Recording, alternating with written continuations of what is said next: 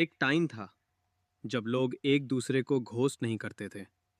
Not because they were better people, और ना ही इसलिए कि उन्हें ज़्यादा केयर थी।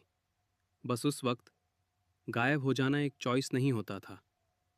लाइफ कभी कभी लोगों को सर्कमस्टांसेस की वजह से इरेज कर देती थी। आज अगर कोई रिप्लाई नहीं करता तो हम तुरंत बोल देते हैं, they ghosted me. But back then लोग स्क्रीन के पीछे से डिसअपियर नहीं होते थे। कभी कभी लाइफ ही उन्हें अलग कर देती थी। इमेजिन करो, दो दोस्त स्कूल के बाद एक पेड़ के नीचे बैठे हैं, फ्यूचर के बारे में बात कर रहे हैं।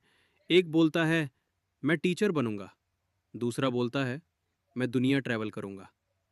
दोनों हंसते हुए प्रॉमिस करते हैं, जो भी हो हम कांटेक्ट में रहेंगे।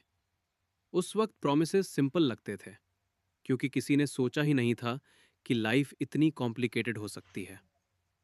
फिर टाइम आगे बढ़ता है, days turn into months, months turn into years, और लाइफ धीरे धीरे लोगों को अलग डायरेक्शंस में ले जाती है।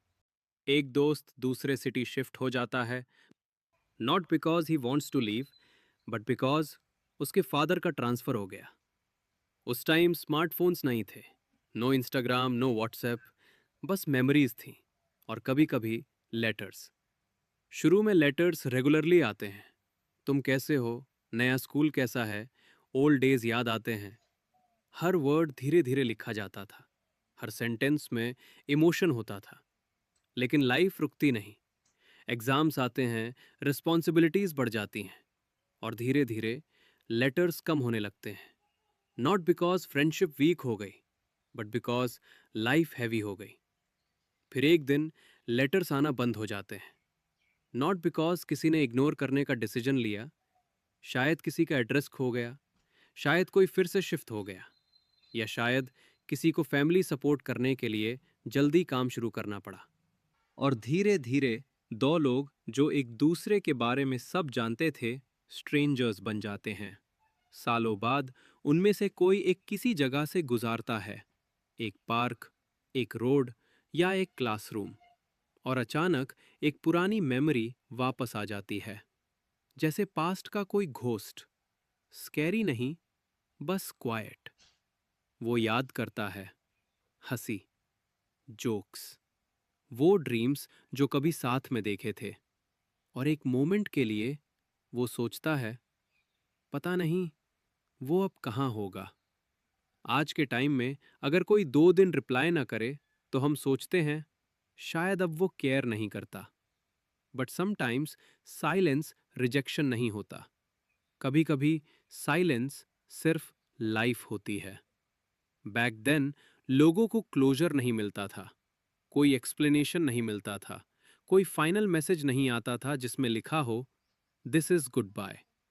लोग बस जिंदगी से धीरे धीरे गायब हो जाते थे, not intentionally, but slowly, quietly.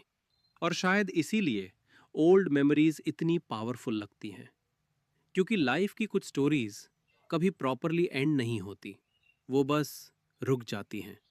आज दुनिया के किसी कोने में शायद कोई ऐसा पर्सन है जो अभी भी तुम्हें याद करता है। Not the person you are today, but the person you were years ago. जो ज्यादा हंसता था, ज्यादा सपने देखता था, और बिलीव करता था कि लाइफ सिंपल रहेगी। शायद उसने कभी तुम्हें ढूंढने की कोशिश भी की, शायद उसने कभी तुम्हारा नाम सर्च किया हो, शायद उसने कभी लेटर लिखा हो, पर कभी भेजा नहीं। बैक देन घोस्टिंग एक चॉइस नहीं थी। लोग टाइम, डिस्टेंस, रिस्पॉन्सिबिलिटीज और लाइफ की वजह से इरेज हो जाते थे। लेकिन मेमोरीज, मेमोरीज कभी डिसअपियर नहीं होती। वो क्वाइटली हमारे अंदर रहती हैं, जैसे माइंड के अंदर कोई ओल्ड फोटोग्राफ, थोड़ी फेडेड, पर कभी डिलीट नहीं होती। और कभी कभी लेट नाइट में जब दुनिया बिल्कुल क्वाइट हो जाती है, वो मेमोरीज वापस आ जाती हैं, हमें हर्ट करने के लिए नहीं, बस याद दिलाने के लिए कि लाइफ में कभी कुछ लोग बहुत इंपॉर्टेंट थे।